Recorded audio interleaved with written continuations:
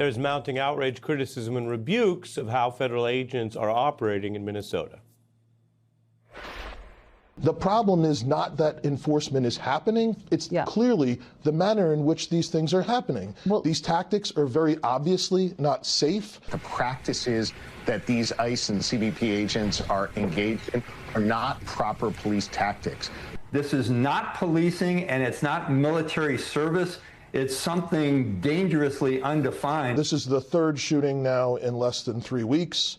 The Minneapolis Police Department went the entire year last year recovering about 900 guns from the street, arresting hundreds and hundreds of violent offenders, and we didn't shoot anyone.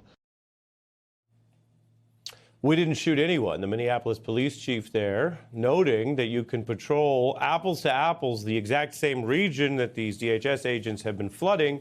You can collect guns, you can do a lot of work, and you can do it without shooting a nurse to death. This is about policy, as our top guest noted tonight, an FBI veteran. It's about outcomes. And critics say images like this, the gas mask, the guns drawn, the militarized body armor, is exactly the wrong approach if you are honestly trying to pursue safety. The masks, the fatigues, the menacing attitude, a clear lack of crowd control training in dealing with protests, and maybe, some critics say that's the point. They are not trained to deal with de-escalation and peace because from the top there is an effort to escalate, to talk about the Insurrection Act or martial law. The president talks openly about suspending elections and abusing power, so this is what the shock troops look like, say critics.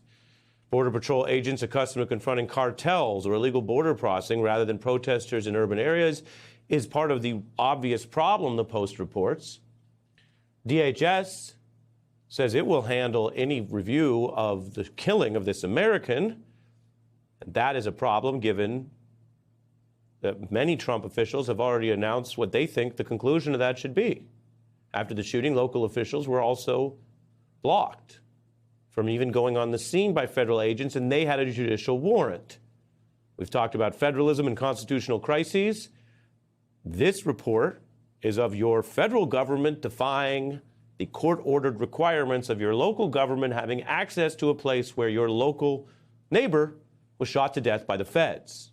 Not a good sign if this is allowed to continue, to say nothing of the tragedy of the loss of life. DOJ also fighting a judge's order to block federal agents about tampering with or destroying evidence. The border agents who killed Peretti have been moved out. So the question tonight is whether there is a cover-up of the killing. Will this investigation be credible? And if not, what does it say that a year into Donald Trump's term, as his actual support and credibility drops, he can now, to use the phrase, potentially get away with murder or get away with killing people without a murder investigation? The videos of the shooting make it clear what happened, who escalated, that the officials were the ones with their guns drawn, then shot him to death, including a shot in the back, while he was, as the New York Times and others have accounted, restrained. Here is some of the pushback. It was said that Mr. Peretti was banishing a weapon. Well, he was not banishing a weapon. Yes, he did have a weapon. It was said that by the White House that Mr. Peretti attacked those agents. No, he did not. I think the administration wants to get back control of the narrative, and they need to. We have Bill Melugin reporting that there are some folks in DHS that are a little bit unhappy with the messaging, and understandably so. It is politically disastrous for the president and also not the kind of civil society we need to live in. We certainly should not be labeling him as being a domestic terrorist who is going to execute cops. There's no evidence to support that. No, there's not. And this is not about a narrative. This is not about messaging. It's not about politics, although political pressure may yet save a future American from this kind of killing. This is, against all odds, still about facts. It is the facts on these videos that have caused so much blowback. It is the facts that the law and justice must care about. It is facts that are ultimately adjudicated when it is allowed in court, and apparently the independent pursuit of those facts, journalistically, in court, or in any other way, a local Minnesota investigation, that scares the Trump administration, scares them that the facts could come out and would force them to be held accountable for the facts. What are the facts? Well, we're still gathering them. But contrary to some of what the Trump administration has said and lied about, which I'm not going to repeat on this news program, the New York Times account of this shooting notes that about 8 seconds after the victim was pinned, so 8 seconds go by since the pinning, and then, quote, agents yell that he has a gun. Now, legally, that matters because, as the Times notes, that indicates they may not have known he was armed until he was on the ground and had been pinned, meaning no longer any kind of threat. The agents appear to have him under their control, with his arms pinned near his head, the Times reports, after a detailed review and reporting of multiple video angles, as well as their reporters on the scene. And the Times notes, when things turn deadly, quote, as the gun emerges from the melee, another agent aims his own firearm at Preddy's back and appears to fire one shot at close range. At least 10 shots appear to have been fired within 5 seconds. Those are some of the facts that were gathered. I'm joined by Mark Claxton, retired NYPD detective and director of the Black Law Enforcement Alliance, who's worked at the intersection of these issues, public safety and policing, which he's given his life career to, and civil rights and accountability for proper policing. Given that New York Times account and the administration's claims that this was a terrorist clearly set out on murdering law enforcement, what do you see in the actual evidence? What I see is really a bastardization of professional law enforcement. I see really a wasted opportunity. I know Mr. Weissman spoke about the importance of gathering evidence and conducting an investigation. And what we're seeing in real time is really the corruption of any criminal investigation, that any investigation of substance, the displacement of potential evidence, the loss of possible identification evidence.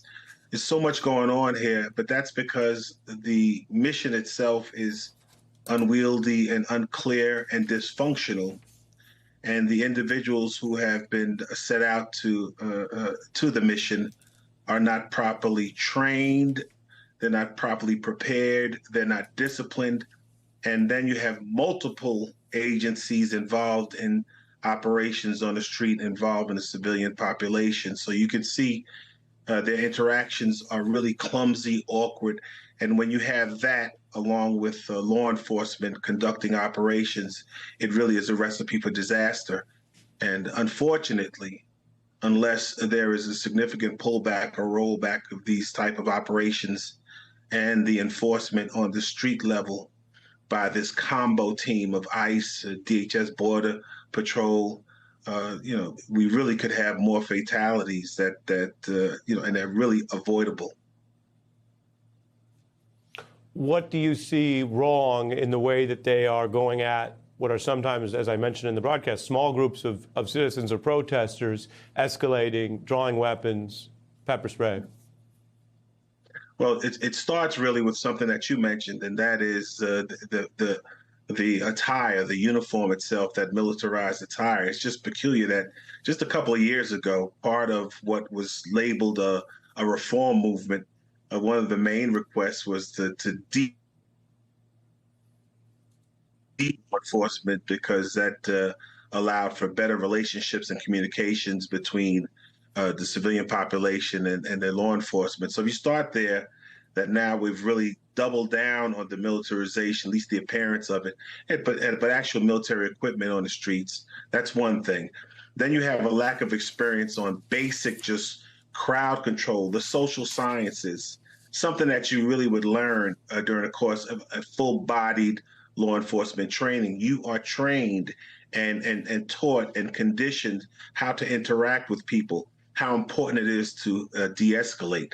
Obviously, the interactions that we've seen and those that have become tragic, there is an absolute failure in that regard. And then once you go to the situation of Mr. Preddy, going hands-on automatically, as a law enforcement professional, you've just pushed to the side any de-escalation. You've gone hands-on, and now you have to really coordinate and communicate clearly with your colleagues around you. So everyone is aware of the level of aggression, the level of physicality that's involved, what's the elements that are there that are dangerous. And you don't have a situation where a person may yell out that there is a weapon, a firearm, a gun, and another person's automatic reaction is to discharge the weapon as opposed to assess the situation and have a kind of a cohesive strategy.